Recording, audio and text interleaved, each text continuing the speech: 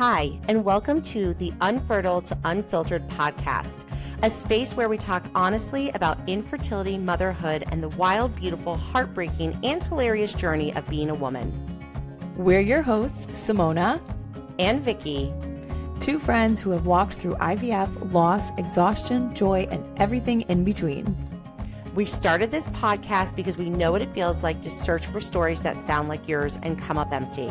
We wanted to create the kind of space we needed, one where nothing is off limits and no experience is ever too messy to talk about. You'll hear us talk about the parts no one warns you about, the hormone shots, the baby showers after miscarriage, feeling lost in motherhood, and trying to remember who you are underneath it all. We'll also bring on guests, experts, moms, and women with stories you won't forget to help all of us feel a little more seen and a little less alone. This is a space for honesty, for healing, and for humor, because if we don't laugh through this stuff sometimes, we might cry forever. So grab your cup of something, coffee, wine, your third reheated tea, and settle in. This is Unfertile to Unfiltered, and we are so glad that you're here. Hello, and welcome to episode 8 of Unfertile to Unfiltered with me, Vicki, and me, Simona. Oh my goodness, it has been, I feel like, too long. I know. We literally have done like some individual episodes because obviously like life got a little chaotic or a little busy or whatever. And I missed you. I know, I missed you too. We were texting and we were like, I miss your voice. Like, what's happening? I was like, where are you? Why aren't you here? What's occurring?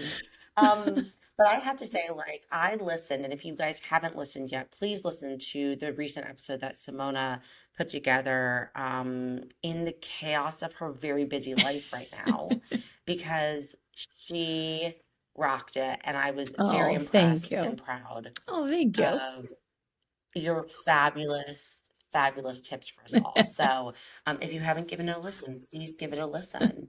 But we were like talking about it, and we're like, what are we talking about today? And we were talking about giving an update and also like expectations. I think that was like a word that felt very strong for the both of us, especially with these last like 2, 3, 4 weeks. How many weeks of school has it been that you've been back? Like, this is still our crew in here. Yeah, this is week 3 with students. Yeah, this will be week 3. It feels honestly like it's been like over a month, but yeah, it's only week 3 and it's still September. Somehow it's still September. Oh my gosh. Do you feel like September is like a super long month? Yes, right in like, there. Do you feel like from like yeah, like, right? Like, you know how there's always like people say like August does or like January especially does, That's what right? I was And I'm like, like, January, do we actually February. feel like it's now September too? Yeah.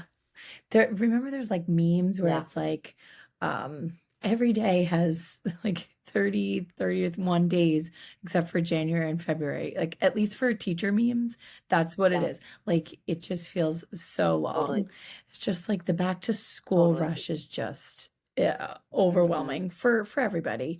But like, yeah, teachers and teacher moms, it's like, oh my God, what's happening? Yeah, absolutely. So like, fill us in. How have you been surviving these 3 weeks? Like personally and also professionally. Okay, let's see. Where do I begin? Literally, it is survival, like every single day.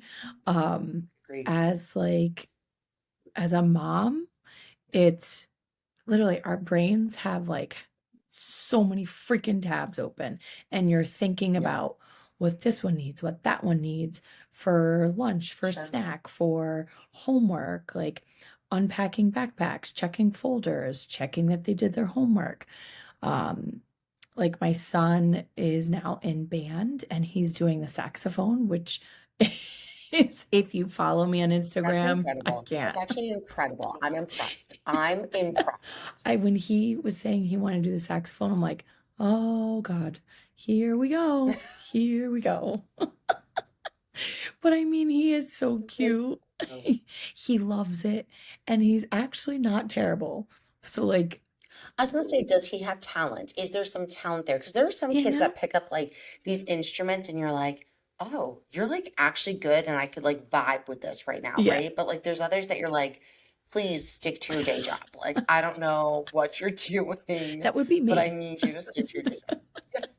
Same with singing and like, no, you do not want me to sing. But Oh anyway, my no, gosh. he's okay. He's actually pretty good, but it's just so freaking loud. It's so loud. Oh And yeah. like after a full day of teaching and momming and then hearing him with the saxophone, and I know he's practicing. He has to practice 45 minutes every single night, by the way. Hmm. Yeah. So I said, okay, new practice spot. You're going to practice in your room or in the basement. Get out of the main living area. I agree with Like, you. I love you, buddy, but I no.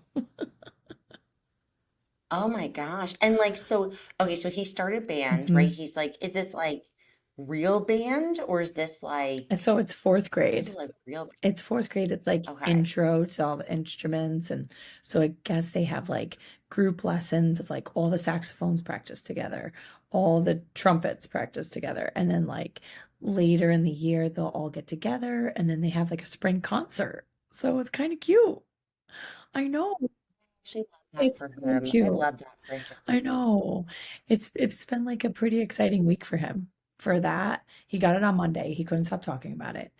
And yeah, it was really he was really good.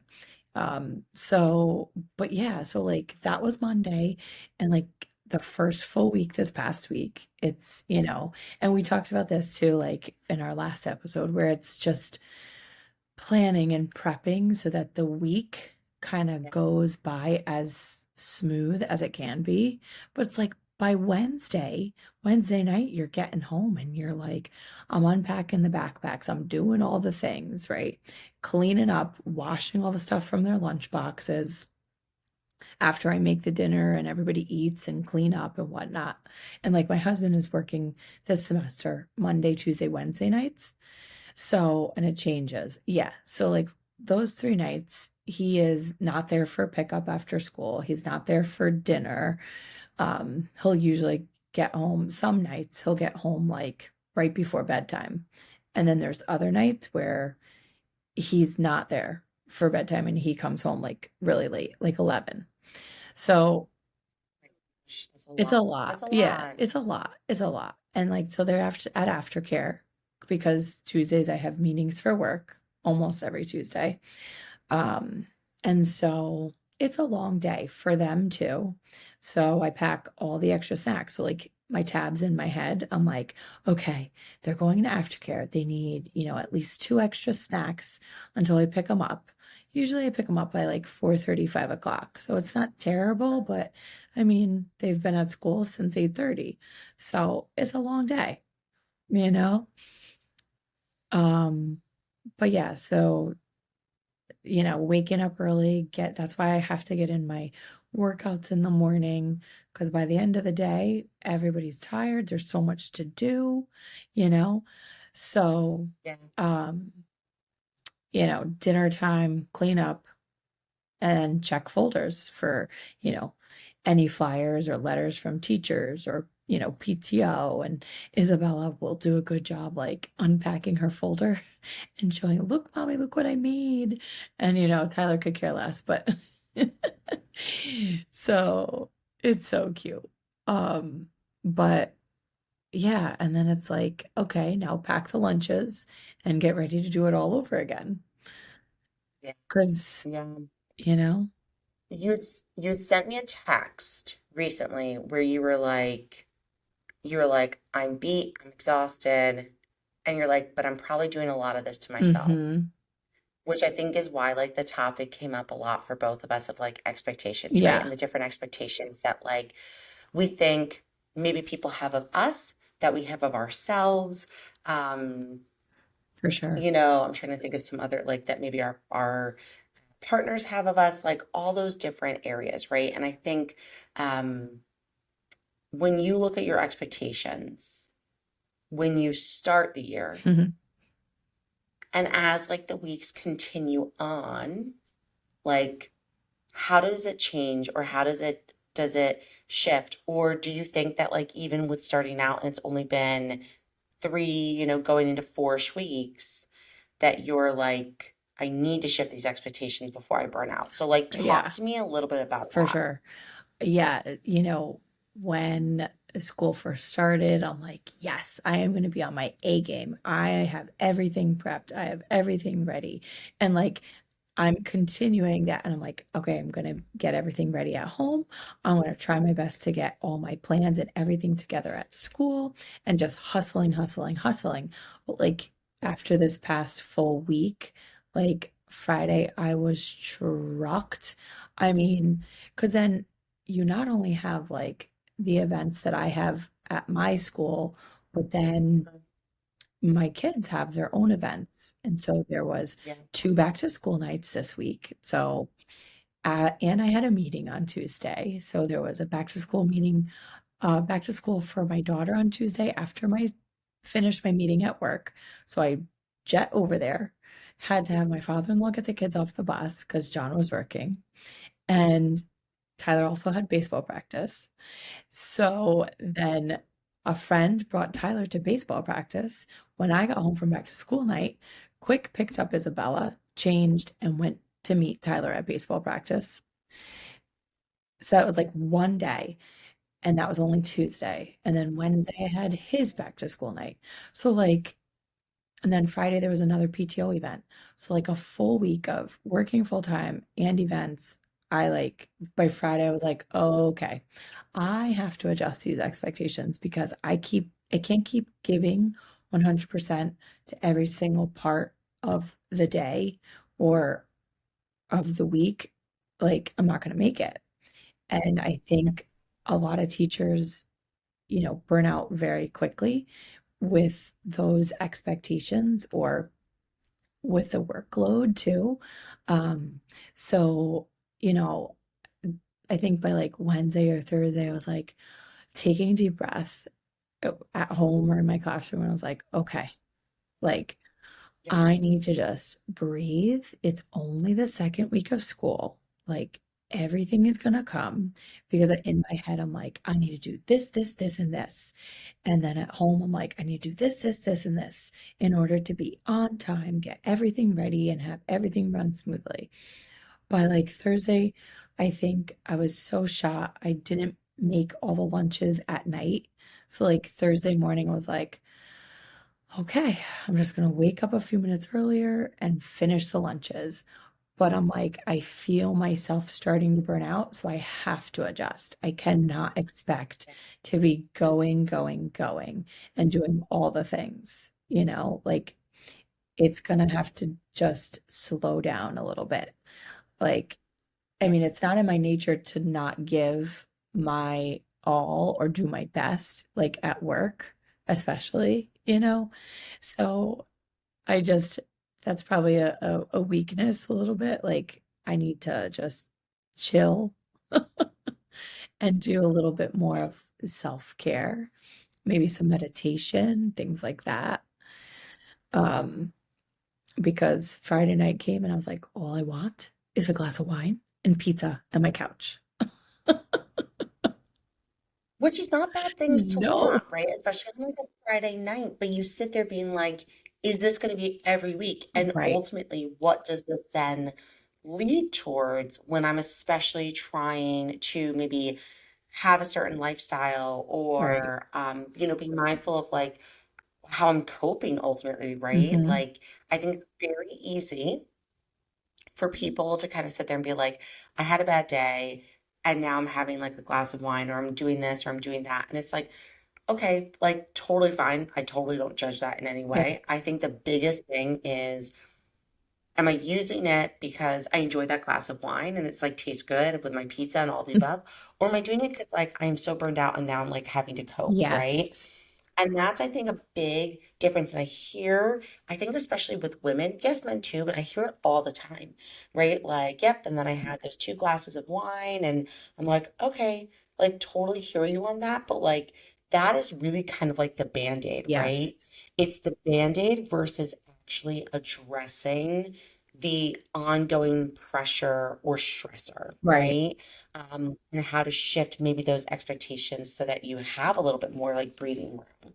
For sure. So I think that that's like you're very similarly, I think, figuring out like what is that, But I know you especially have such like strong, like physical Mhm. goals that I get where you're just like, oh, Yeah. like I just want to be able to breathe a little bit and not have to, right? Think about it, like the wine and the carbs, right? That wine and that pizza. Oh You're like, those are my those God. comforts, right? Those are total comforts. Absolutely. And it doesn't help that that time of the month is approaching. So Oh, yeah, for sure. sure.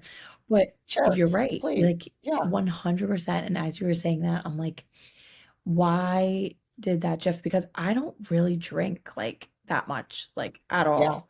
It's like Same. once I in a hear blue you. moon. And Yeah. so it's only been 2 weeks of school. The past 2 weekends I've had wine. It's very telling. It's very telling with where your central nervous system is. You're like, I You am literally. wiped and out. Yes. I Hmm. texted a couple of my work friends and I was like, oh God, I just might become an alcoholic this year. No, just kidding. Just kidding. Just kidding, Just everyone. kidding. But no, I was gonna say, but like I think it's so easy to get kind of like totally Mhm. swept up the craziness of the year, like the Yes. school year already, And like right? make those excuses like, well, like in my head, I'll say, I deserve this, whatever, it's fine. I deserve this pizza, or this third pizza, whatever it is, or this glass of wine. But like those are things that I used to do, and that's how easily the pounds will add on, and like, Sure. hey, everything in moderation, right? Like have a glass of wine here and there. But like you're right, like it's a band-aid. Mhm. It is definitely a band-aid. And if I think back to, the past week or so, like my mornings, like I did the last episode, like your morning routines, you know, Mhm. I'm still having all of like the water and I have my green juice and I have a little bit of food, but it's that taking the time to read the personal development that I have been skipping because I've been going and doing my lesson plans or catching up on schoolwork in the morning. So I've skipped my personal development reading and I've shortened up my workouts so that I have more time to get my schoolwork done. So I'm staying up late and then waking up early to get schoolwork. That has got to slow down and it's got to change. Like, and that's why I can feel myself burning out because I'm not making that time for myself, which I know Yeah, so many other women, moms especially, but totally. women, men too, like um hustling and work.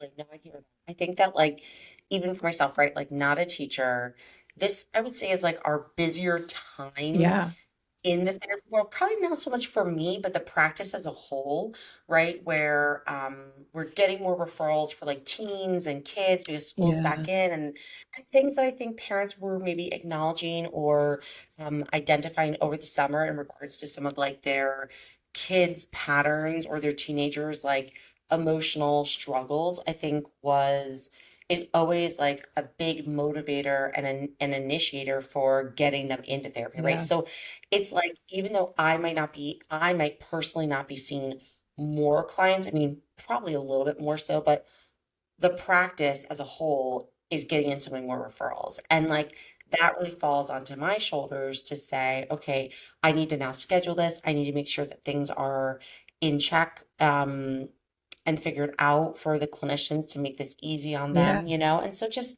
I totally get that. I think that there's always those expectations, especially when you're, I think, let alone a mom, but also a working mom, hmm and you're sitting there being like, okay, I'm wearing two different hats at one yeah, time, yeah, right? Like, and that's not to dismiss moms who are choosing to, not work at this time, right? Because being a mom is a yes, ton of work in general. absolutely, But I think that there is, like, especially for me, figuring out what is that middle point of like my own expectations and the expectations that my daughter might have of me, that my husband might have of me, Right. that my practice might have of me, and also like that other moms maybe around me or like moms that are, the moms of my daughter's friends might have, right? Yeah. So, like something I wanted to talk about a little bit today was like the expectation when it comes to like extracurricular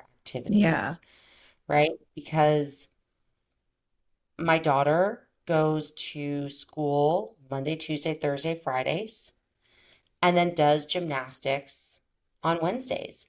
And I sat there and like to many people, they're like, Victoria, that like, or Vicky, that doesn't sound right, like a lot. Yes, to our systems, Uh-huh. that doesn't feel like a lot. Yeah. To a littler system, Mhm. that can be extremely overwhelming.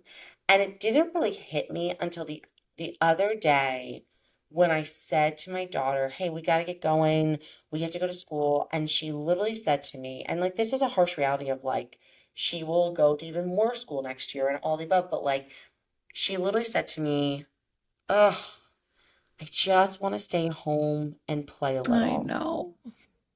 And I Oh, sat there being like, oh, babe, like, I feel you on so many different levels. But it was this moment of like, whoa, yeah.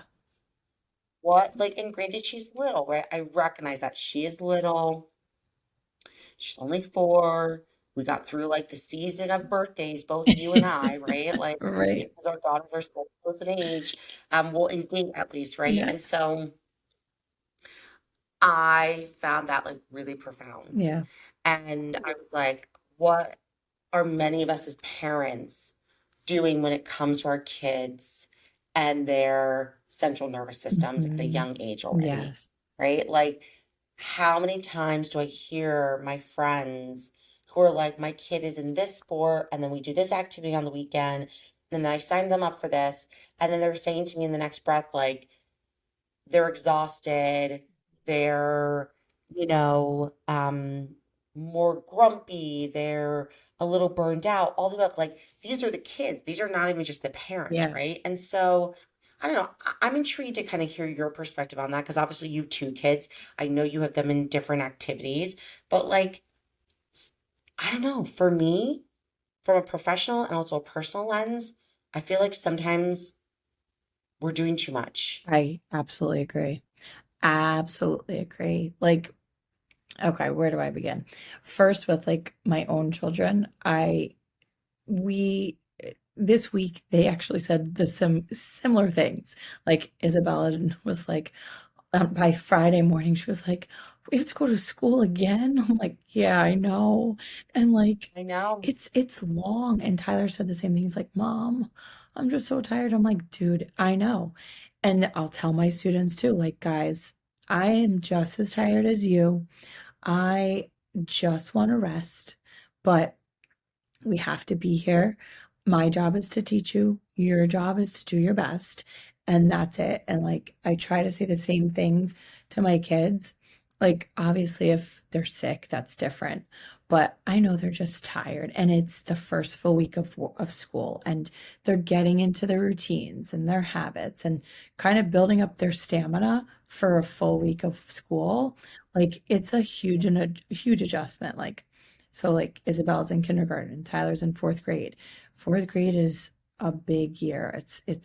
Each year is a big jump, right? But like, yes, Mm, I think, and parents who might not be in the therapy world or the educational world, sure. they might not have that understanding of what it's like and Yeah. how hard it is on their nervous system, their brains, their bodies physically too. Like Sure. it is a lot. And I'll go back to that we talked about too about bedtime. Like these kids, even though you might see and think that they can stay up later, that morning is gonna be so much harder for them. Like, 1000%. Not even just yeah. 100%. That's 1000%. Right. Like, I mean, for us adults, sure, we can rally, get our coffee and rally, right? But these kids, like, they need Another coping another. mechanism. Listen, I'm like, it's the caffeine. It's it's the a caffeine. It's caffeine. unreal. I know. It is a coping method for sure.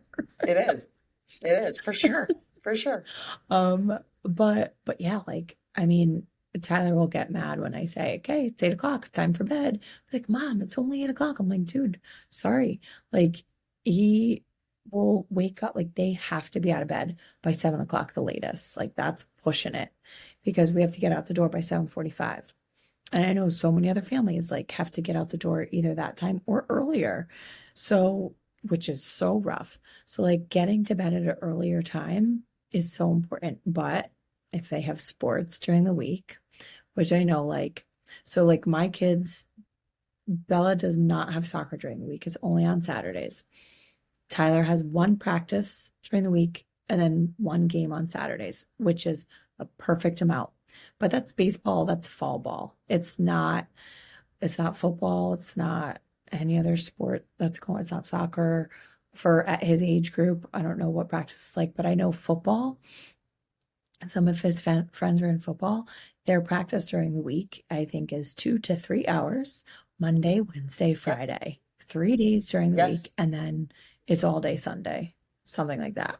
I I'm sorry, that's for me and for my kids, that's too much. It's way too much. It feels excessive. And I feel like For that age, yes. here's my thoughts, Yeah. right?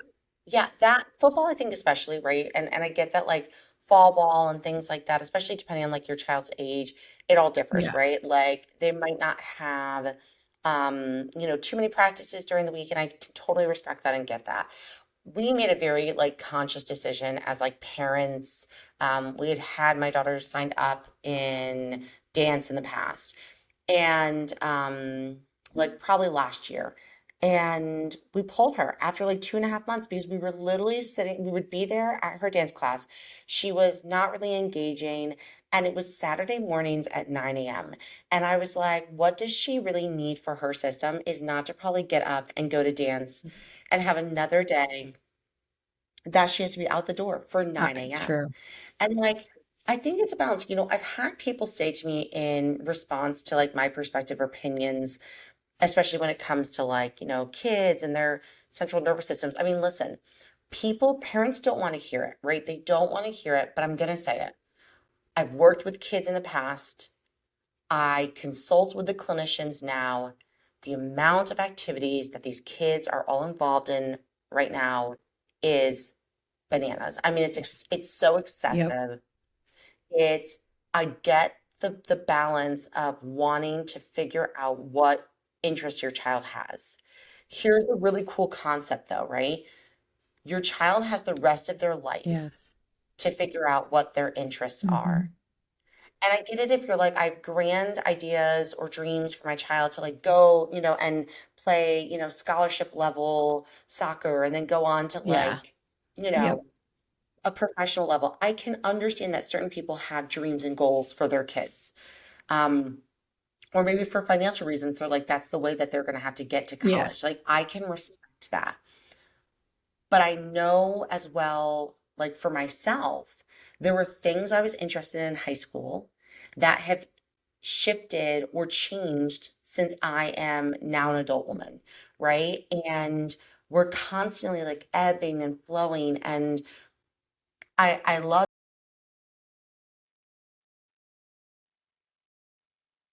she just thinks they should not have to do anything. No, I think we should have structure and great things for our kids and to challenge them, but to also know what their limit Yeah. is, right? Because I hear this and I think it's so challenging. Um, Professionally, I'm a little bit more limited, even though if you're my client, you know that I still am very transparent with you and very, forthcoming with you. But like personally, I actually found myself in regards to like our topic today of expectations getting really swept up in other people's Yes. expectations and opinions Hmm. of what, you know, to get kids involved in or Yeah. not. And I think that there was a part of me that was like, am I a bad parent if I don't have her in? not a bad parent. That's dramatic. I don't think I ever thought I'd be a bad parent for this, but am I not pushing her enough if I don't have her in enough Yeah, yeah. activities or programs? hmm Thinking about what other people think about that too. Like, yeah. Yeah. Oh, yeah, Yeah. for sure. And I feel like parents put their own thoughts on and like beliefs of what their child's capable of or what they're going to do onto their child. And that's a lot of pressure too, because kids are Yes. very smart. They can pick up on those things. So, like, they might not say it, but they might internalize those expectations that their parents put on them too, which is a whole nother layer. Oh my gosh. I mean, let me ask you, growing up, were there certain, like when you look back at it now, were there certain expectations that as a kid you felt like your parents put, like even kind of low key, subliminally, kind of put on you? Yeah, you had to do Or well in you school. internalized? You had to do your best in school always and be your Mm, like it was just very you had to be good. You had to work hard all the time. And there wasn't really pressures for extracurricular activities. Like I was a pretty shy kid. I mean, I tried different sports. I tried basketball when I was younger, but then I did lacrosse throughout high school. But it was also like I also needed to do more. And once middle school came, then I was like, all right, high school's coming up. What are we going to put on our resumes for college applications and all that stuff? Um, well, that's like a whole oh other episode too, right? God. Like if you were a mom or a dad and you were preparing to send your child off to college, like forget about it. Yeah. Like the pressure that is there, like we will have to break that down because I've worked with many parents who are like, I am just as anxious as my child is. And I'm like, oh my gosh, like this whole family is just like racked with Yeah. anxiety. Like it's Oh awful, yeah. right? It's Oh awful. yeah. So What about you? Did you have any like internalize any pressures as a kid? So you know what? It's so funny. So like I think because there was a musical talent that my mom Yes. had always She had, was right? amazing. And like yeah, she's like, no, she's a very beautiful singer. She had gone to like part of her undergrad was like she was studying like opera music and all like Wow. she's one like she's a beautiful voice. And my sister and I were both very like we could have gotten my dad's voice. We were actually very blessed to like get my like mom's ability to sing and have like some like and have like musical ability Yeah. because like I for many years played piano and my sister and then like when we were both in like middle school band, she played the flute, I played the clarinet. Like we were always Me like a very too. musical family. My mom's side of the family is a very musical family. Mhm. And so I think that there was always that that reward, not even like a pressure. I think that like ultimately it was an emotional reward of if I'm successful at these things, I get like praise for these Yeah. things, right? Which like natural, Mhm. right? That's a human Right. response. But I think that like that was something that was huge. And I even found myself the other day, like when my daughter was like singing in the car, I was like, oh my gosh, she's actually like when I was singing and she was singing, like she was trying to match my pitch a little bit. And I was like, oh, that's actually like a really good skill. And then I said to myself, like, just let her sing. Like, you don't have to like nurture Yeah. this. You don't have to do anything. Like, just let the girl sing, whether it's on like, on beat, if it's out of tune, if it's whatever it is, just let it Yeah. happen. But I totally think that like I see it all the time, right? I really do. Like parents who are like, I was soccer players. And so now like I automatically just get my kids involved in soccer because really that's the only sport that maybe we've like nurtured with them. And I'm like, okay, right? Or like there's just so many of those dynamics Yeah. that I see play out. Mhm. And I see these kids who come to us in our practice who are Yeah. anxious, who are scared of disappointing themselves, others, all of the above. And now, granted, are those also important life skills? Yeah, those are important life skills. We're not going to always make everyone happy, Right. right? Which I think really goes hand in hand with expectations that others have of ourselves, have of us, and that we have of Yeah. ourselves, right? That like we're going to disappoint people. We're not going to always make the right decisions. Mhm. There's nothing wrong with Right. that. It's funny as you were talking, I like try and think and catch myself when I'm saying certain things to like my own kids, but like especially Tyler because he's older and I'm the oldest, so I get what the oldest child has. Like the older child usually has a little more expectations put on them, right? Um, so like those pressures and when he was talking about like positive praise and things like that, like so recently over the weekend, Tyler had a game, his first baseball game, and he did awesome. Yeah, it was just yesterday. And he did Oh, awesome. Tyler. Yay. Yes. He, I can see him putting those pressures on himself too, though, in a game or and like when he had a great inning that he pitched and like after the inning was over he came out by the gates and he was like mom look at me and he was like all proud and I was like he's so proud and I gave him a hug and I was like oh my God I'm so proud of you buddy and he gets like so serious when he's on the pitching mound and he like focuses. I see him like you can it literally is like a 30-second thing before he actually throws the ball and he gets in his zone and he focuses and like, so I like praise him. I was like, buddy, like you did so good. I love when you sit there and you focus before you just throw the ball. And, you know, along with that, like I want him to know like he did so good in that positive moment. But then I also have to remember like when he does make a mistake or when something goes wrong, that like I kind of keep that same tone and so that because I feel like it's really important to not, you know, go overboard on one or the other, Yeah. positive or negative. Because I feel like I know I internalize certain ways and I don't want him to internalize, you know, the wrong things, if that makes sense. Of course. Like, Yeah. of course, when he makes a mistake, when either of my kids make a mistake, like yeah, they have to understand like, okay, there's consequences when you make a mistake, like to an extent, right? Like, if you accidentally hit your sister, well, we're gonna have a conversation and like things might be taken away. Not like that's never happened, but I'm just saying like an example, right? Um, or like if you talk back to me, because we're in that preteen stage, if you talk back to me, there's gonna be consequences. But like we need to talk it through. And that's really tricky too, I feel like as kids are getting older, how we handle those expectations. And because I feel like there's also an expectation between other parents of how like discipline is handled, you know? Yeah. Sure. Like and nowadays it's very tricky. Uh, like when Absolutely. we were younger, Yes. watch out, the wooden spoon was coming out. Like, that Oh my gosh, did you have a wooden spoon too? yeah, I also had a wooden spoon. I mean, I hated that hated thing. that I thing. hated If that my thing. grandmother came You can around tell with I that, hated it because I got oh, it more. yeah, I didn't get it that often. I would get the threat of it. It would just be like out, like, watch out. I got the Yeah. spoon. Like, I mean, I think I got it a couple times, but no. Yeah. Yeah. But Listen, totally, totally, yes. But discipline has significantly yes, of changed course, over the for the years. better.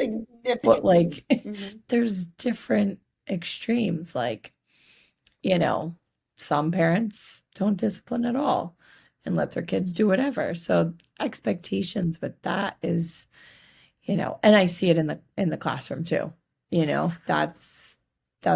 There's a wide scale of disciplining. Um, but Oh, I'm sure you see a lot in the classroom, yes, right? And it's funny because, like, if you and I ever collaborated, which we wouldn't because we're in different, like, states, but still, like, if we ever did, and you were like, oh, here's little, Tommy Jones or something, right? Like, you're like, here, look at the parents. I'd be like, oh, yep, it always, yep, right? I hate to say it, everyone, but, like, the one thing that we often talk about is that, like, if we're seeing certain behaviors, like, yes, it's, it can be biological, it's that whole like nature versus nurture. yeah, It's both. It's not versus, it's nature and For nurture. sure. So I will just tell you that it's the kind of running joke is like we always look back at the parents. When we see like behavioral stuff going on, we're Yep. always like, we're looking back at the parents. Absolutely, right? It's hard not It's to, but 100%. 100%. yes. Yeah. Yeah. But I think like to kind of even like look at expectations, you know, I often get from people like, so what do I do with this, right? Like, what do I do if I have to shift some of my expectations, if I have to be aware of like the expectations I have of myself, the expectations that people have of me, what do I do with this? And so I want to like talk a little bit about like tips. Yes. Okay. So do it slowly. So, like, if I'm one thing at a time, one adjustment at a time, like One thing at a one time, thing at yeah. a time. Like, I will take it literally the morning, take the morning at a time, take a breather at lunch, and then think about my afternoon.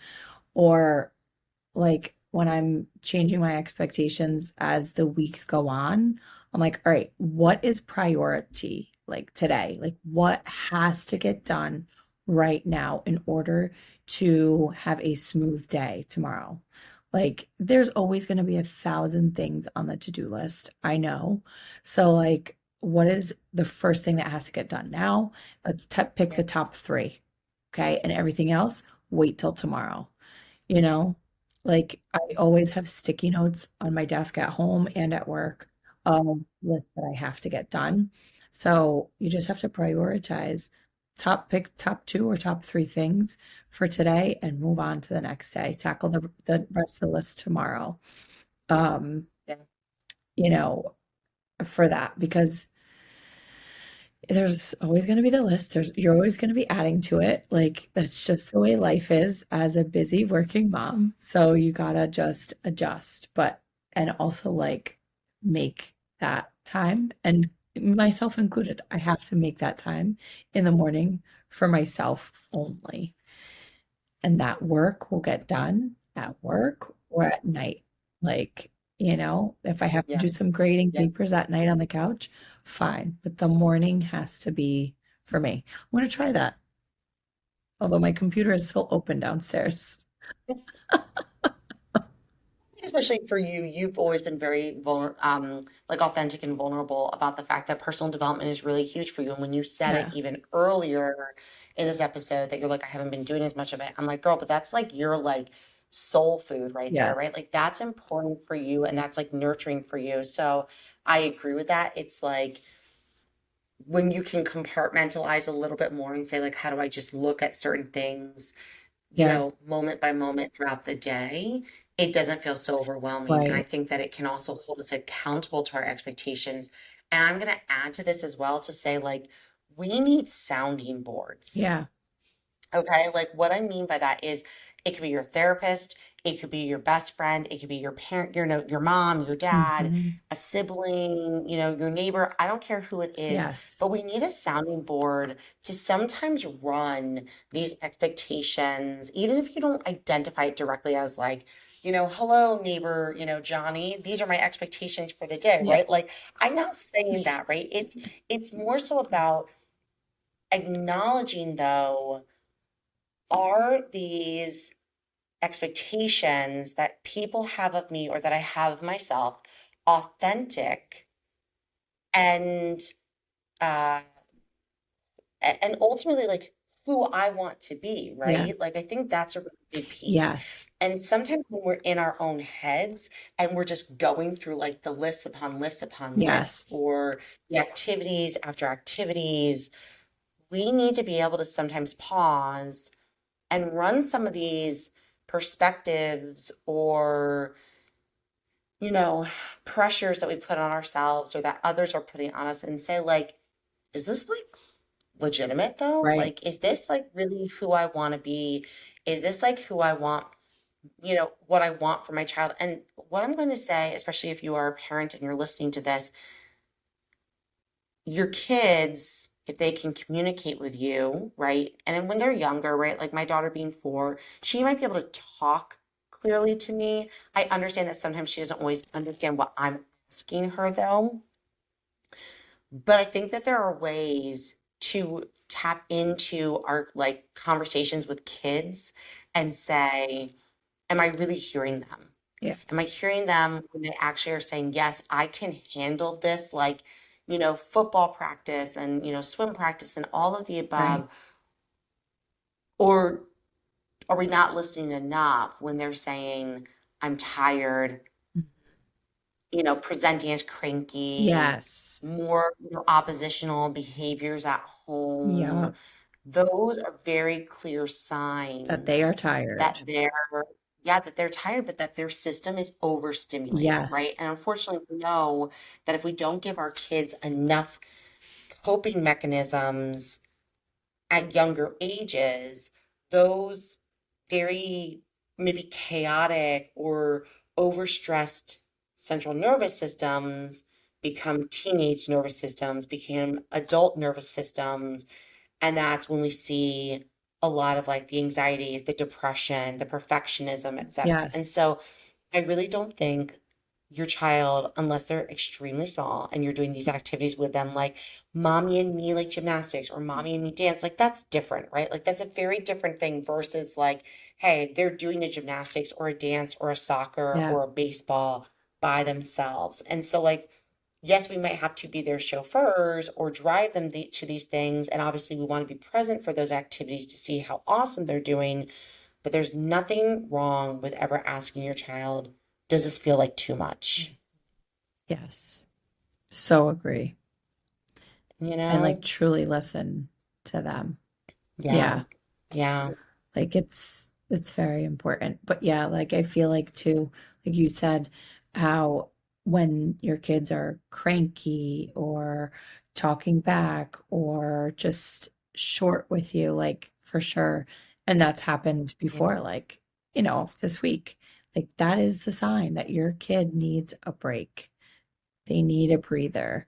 And like Yeah. give them time to relax, give them time to color, to draw, something that's like screen free too, or a brain break where they're moving their body. Like we do that in our classrooms too. It's so important. So important. I know Simone was telling me about a K-pop brain break that I'm gonna have to try with my daughter, even though we've never watched the movie, and I didn't even know that it was a movie until I asked Simona before this episode was filmed, or Yes, recorded, right? And I was like, wait, it's a movie? I thought it was a series. So, um, yeah, it's very popular. That it's a it's extremely fan popular. favorite. It's extremely, The brain break, you gotta try it. it is. No, I will have to try that with her. But yeah, I think, remember, and I think this is kind of like a nice way to kind of leave this episode, remembering like what is our motto for like our own lives, Yeah. right? So when the expectations, when those pressures are maybe creeping up, like what is that like in the therapy world, we call it like the touchstone, right? So like the touchstone is like our like the core values or memories that we have of like ourselves, Yeah. right? And like some of the first and what like defines us and what we are proud of. And so it's like, what is your touchstone? What do you need to kind of go back to really reorganize some of your priorities, Yeah. right? And so, like, I think that that's, especially as we're all continuing on this journey of raising good human beings in Yes. this world Yes. and encouraging them to explore things that they're interested in along with ourselves, right? Because we always get that opportunity as well to say, like, what do I want to do or explore now as like an adult, Right. right? Like that maybe I didn't explore or get the opportunity to explore as a child. So, yeah, just I think a good little reminder for us all. Hmm. Absolutely. Absolutely. So, Brings us to. high low. Yes. You want to go first? Oh my gosh, no, I probably need a second to think about it. Do you know what you want? Do you know what I yours think I is? could. Yes. Well, Yeah. my low was definitely like feeling myself being burnt out by the end of the Mhm. long week, for sure. First full week of school, events, yada yada, like just going 1,000 miles per hour. Definitely a low. A high, like a couple highs. I feel like as busy and exhausting as it was, I definitely like felt happy and in my place when with having a classroom again and having like a classroom of students. And Yeah. busy as it was, I was excited to meet like my kids' teachers and then just I was trying my best to compartmentalize. Like, if I'm at work, I'm at work. But when I'm at home, being present, like, even if it's just in the car ride, when I pick them up, I'll always ask them about their day and just listen to them, let them talk. And, and bedtime too. Like, bedtime this week was good fillers of how their day was. And, bedtime talk is always just nice. That's when they open up. Yeah. So yeah, it's highs and lows. How about you? Okay. So I would say that the lows were, well, sorry, the low. I felt like I didn't actually get enough socialization this week with Mm, friends. And it's funny because, like, I think that, like, I see, my mama friends when we're dropping off our kids at school. I do see like my coworkers who I also consider to be friends, yeah, but it was like, I think like real, I did not get to see my Simona I until know. now. But I was gonna say, like, I think that it was like truly feeling like that very extroverted part of myself was probably not being nourished enough. And I was like, ooh, like I was feeling it a lot. Yeah. But I think that so right, always something we can adjust and shift Hmm. and all of that. A high was, and you're gonna be like, that's so good because you've been telling me about this for a while. I like recently started to foam roll. Yes. And yeah, I knew she was gonna be so excited about that. I was gonna say, I've been foam rolling a little bit and doing like more mobility and stretching Yeah. because like I mean, listen, guys, hear my dramatic exhale. Foam rolling is not for the No, it's weak-hearted. Like painful. it is so uncomfortable. The noises that were coming out of my body as I was foam rolling like my quads and my calves, Absolutely. especially my calves. Oh yeah. I mean, you would have thought that Somebody was like dying or something. yeah, like you would have thought that like I had, become like a caveman or something. Like I don't even know. It was unreal. My husband was like, "What are you doing down there?" And I was just like, "I'm working out the kinks in my That's body. I it. don't know if I'm doing this right, but Massaging that's all those I'm doing." muscles, moving that lactic acid. It was All of bad though. It was bad. It was like this very low pitched, like baritone voice that was like coming out of me, and I was like, "What is happening?" Um, it. but I really but I really did need it. And Yeah. now I'm recognizing that like that is something that like I want to honor more with my body. That like Yes. it's not about just the fast-paced stuff. It's about like the Hmm. slowing down, rolling, and doing like more For mobility. So sure. Yes. I'm on Go, it. girl. I'm on it. Hey, that Joel Freeman, he says he foam rolls every day. Listen, he's onto something. Look at him. Look at him in those muscles. So I'm gonna be foam rolling. You're hysterical. Well, I just loved connecting with you again, and I'm so Same happy that we're getting back into the of swing of things. our episodes because Slowly but surely we will get on a roll we're again. we are.